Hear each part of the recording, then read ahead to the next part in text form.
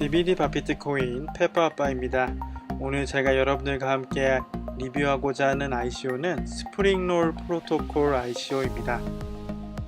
회사에서 이력서를 검토하게 될 때 이력서를 제출하는 사람들에 대한 신용 보증은 서로에 의해서 이루어지게 됩니다.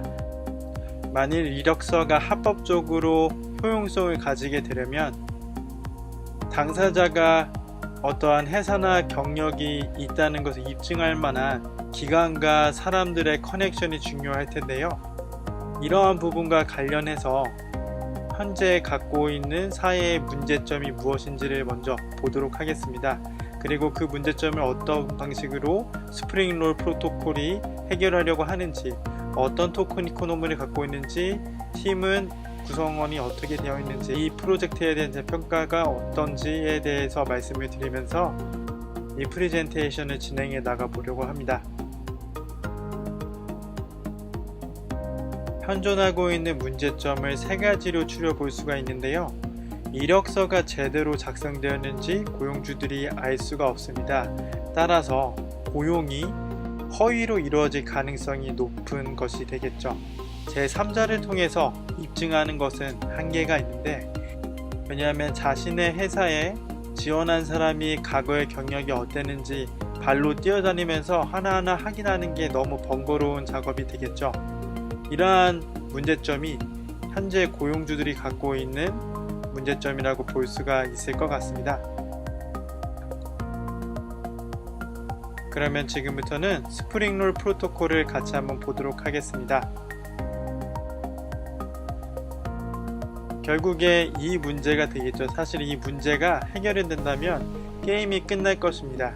입증자는 누가 되어야 하는가? 여러분들 ICO를 조사하시면서 링크드인을 많이 써보셨을 텐데요.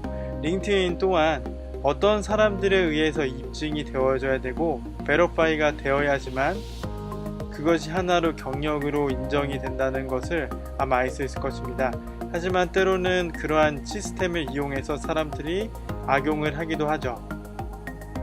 결국에 신뢰할 만한 정보를 못 찾을 수도 있다는 불안감에 고용주는 누구를 고용해야 될지 많은 고민을 할 수밖에 없는 게 사실입니다.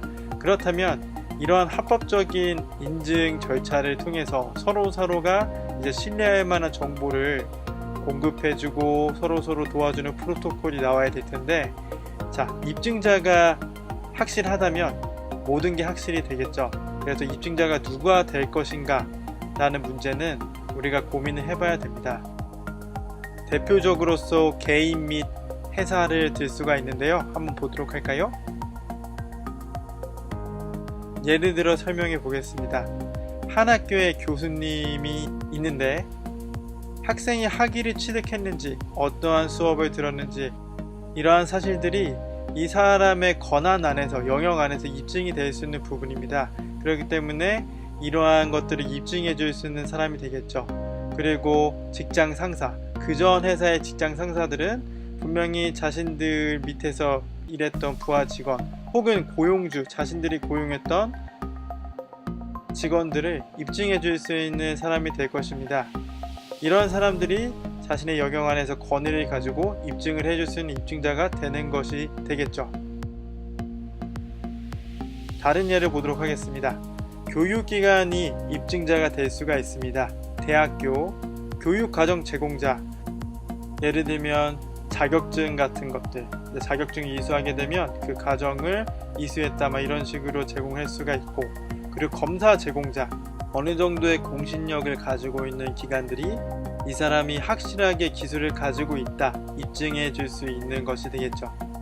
포괄적으로 이러한 사람들이 스프링롤 프로토콜을 이용하고 나서 실제로 신뢰할 만한 데이터 기반을 쌓고 토큰 이코노미의 보상 원리에 따라서 인센티브를 가져갈 수 있게 되게 되겠죠. 이게 참 번거로운 일입니다만 어떻게 보면 하나의 재밌는 이코노미가 발생하게 될 수 있다고 봅니다. 자, 그러면 토큰 이코노미로 넘어가 보도록 하겠습니다. 토큰에 사용되는 용도는 대략 두 가지로 볼 수가 있는데요. 하나는 기술력을 인증 및 입증을 하는 데 사용이 되고요. 다른 하나는 검증된 이력서를 XX 하는데 사용이 된다고 하는데요. 그래프를 보면 조금 더 자세히 나와 있어요. 우리가 토큰을 어떻게 받을 수 있는지 나와 있습니다. 유저들은 어떠한 사람을 이 플랫폼에 초대하게 될 때 토큰을 지급받을 수 있고요. 그 유저가 만약에 프로필을 작성하게 되면은 토큰을 지급받게 됩니다. 그리고 또 다른 유저는 아까 전에도 보았다시피 개인들이 한 명의 이제 입증자가 될 수 있다고 했잖아요. 그렇기 때문에 어떤 유저에게 이제 추천서를 주고 그에 따라서 그 추천서를 확인해주는 과정 안에서 토큰을 지불해야 되고 그 지불된 토큰은 스프링 롤로 가게 됩니다. 그리고요, 대학교에서도 이 사람이 학위를 수여했는지 확인을 해주고 그리고 유저는 그에 대한 보상으로서 토큰으로 리와드를 주고 회사에서도 마찬가지입니다. 고용한 사람에 대해서 입증을 해주고 그것에 대한 보상을 주는 것이죠. 그리고 이런 식으로 스프링롤은 자연스럽게 신뢰할 만한 자신들이 쌓은 데이터들을 토대로 서비스를 유저들에게 제공해주고 수익을 창출하게 됩니다. 이력서에 쓰이는 프로토콜이라고 했어요. 그렇기 때문에 타겟팅은 확실히 적용이 되는 것 같습니다. 여러 다른 이력을 제공해주는 웹사이트를 보면은 이제 플랫폼 안에서 광고를 최대한 내고 나서 이제 그것에 대한 수익을 다 자신들이 가져가게 되는데요. 결국에 수익이 중앙에 집중화되어 있다고 볼 수가 있습니다. 하지만 스프링롤은 자신들이 형성하는 데이터 기반 프로토콜을 통해서 입증될 만한 서류들을 직접적으로 제출해주고 이 입증 과정에 참여한 모든 기관이나 사람들에게 똑같이 보상을 해주는 탈중앙적인 공평한 시스템이라고 볼 수가 있는 것이지요. 토큰 세일로 넘어가 보도록 하겠습니다. 토큰의 이름은 스프링, 총 발행 개수는 10억 개입니다. 100억 개입니다. 정정하겠습니다. 그리고 토큰 세일에 팔리는 토큰의 개수는 25억 5천만 개입니다.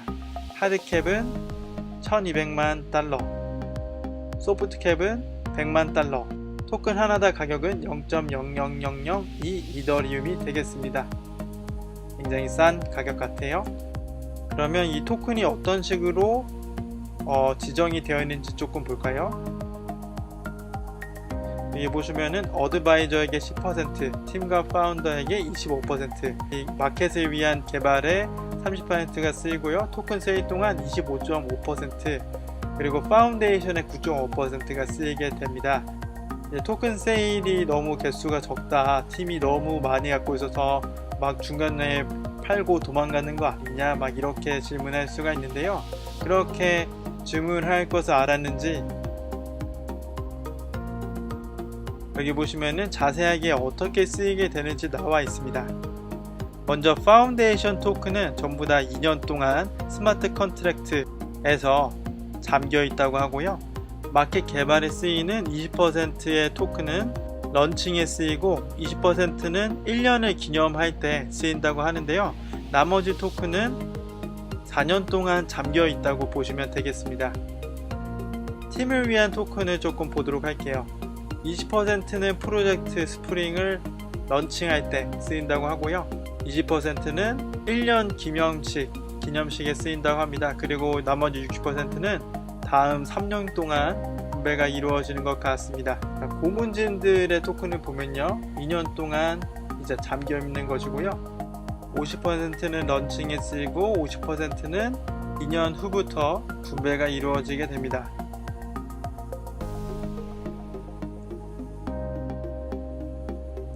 다음으로 넘어가도록 하죠. 팀을 보도록 하겠습니다.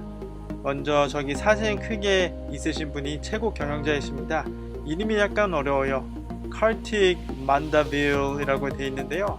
이분이 대학교 다닐 때 아주 크게 날렸다고 하죠. 왜냐면 오토버들이라는 페이스북에서 친구의 생일을 자동으로 알려주는 소프트웨어를 개발했다고 하는데 무려 전성기에 400만 명까지 돌파를 했다고 합니다. 그래서 이분이 다른 대학교에 가면은 자신을 못 알아보는 사람이 없었다고 막 하는데요. 소프트웨어 개발에 일가견이 있으신 분으로 보여집니다. 고문진 한 분을 보고 넘어갈 텐데요.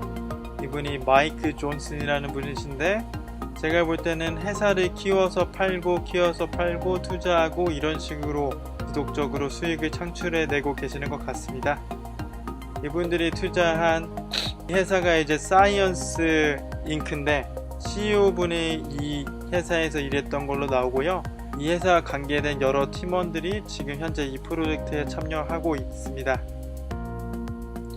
여기 보시면 아시겠지만 유저 플랜, 트사보, PBJ, 마이스페이스 재팬 이렇게 되어 있는데요. 이분들이 회사를 만들고 나서 다른 회사에서 사가는 것 같아요. 이제 그런 모습을 볼 수가 있습니다. 팀원이 그렇게 많지는 않은데, 일단은 제가 알기로는 베타 버전이 출시가 되었어요. 그래서 상품이 있는 걸로 알고 있습니다. 상품이 실제로 만들어져 있기 때문에 실제로 ICO가 끝나고 나서도 이제 상품이 안 나오는 경우도 있잖아요. 이제 그러한 최악의 경우는 피할 수 있을 것 같습니다. 아마 면할 수 있지 않을까 라는 생각이 들고요. 다음을 보시면요, 마지막으로 제가 이 투링 프로토콜을 리뷰하면서 제가 나름대로 평가를 조금 보았습니다.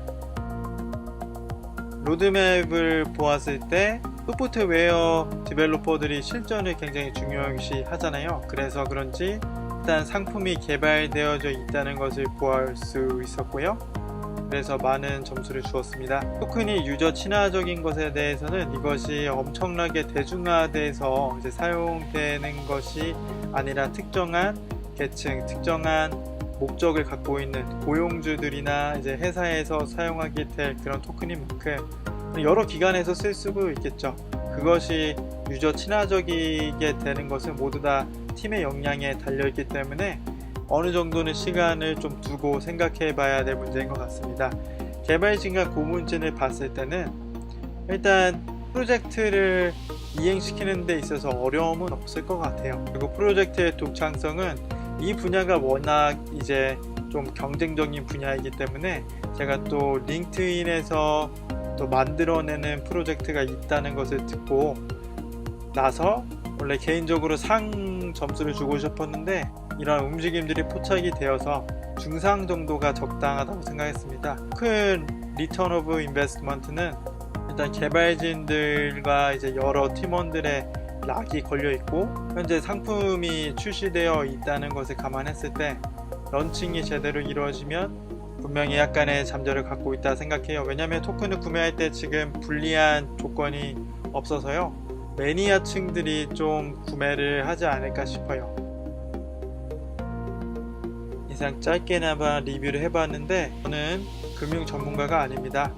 항상 투자의 손실은 개인에게 있으니 본인이 감당할 수 없는 만큼의 돈을 투자하지 마시고요. 꼼꼼히 신중히 살펴보시길 바랍니다. 이상 DVD 비트코인 페퍼 아빠였습니다.